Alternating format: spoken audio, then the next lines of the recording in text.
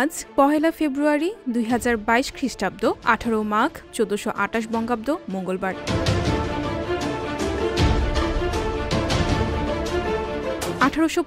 সালের পহেলা ফেব্রুয়ারির এই দিনে ভারতের কলকাতা থেকে আগ্রা পর্যন্ত টেলিগ্রাফ যোগাযোগ ব্যবস্থার আনুষ্ঠানিক উদ্বোধন হয়। টেলিগ্রাফি যোগাযোগ হচ্ছে এমন একটি পদ্ধতি যা মূলত লিখিত বার্তা বা পত্র সরাসরি প্রেরণ না করে তারের মাধ্যমে বার্তাটি পাঠিয়ে দেওয়া হয়।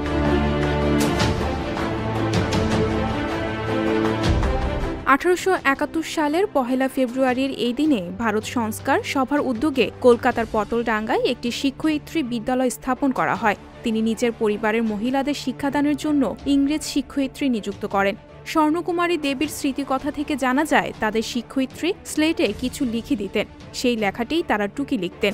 ভারতের বালিকা বিদ্যালয়ে শিক্ষয়িত্রীর অভাব দূর করার জন্যই এই বিদ্যালয়টি স্থাপিত হয়।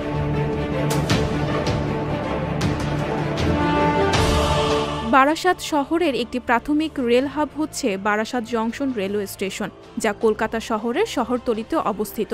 ১৯০৫ সালের পহেলা ফেব্রুয়ারি বারাসাত থেকে বসিরহাট রেলপথ জনসাধারণের জন্য খুলে দেওয়া হয়।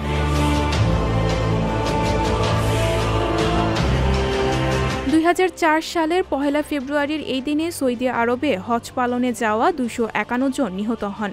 শয়তানকে ঢিল ছোড়ার আনুষ্ঠানিকতার হুড়োহুড়িতে হজযাত্রীরা নিহত হয়েছিলেন। মর্মান্তিক ওই ঘটনায় গুরুতর আহত হন ২৪৪ জন।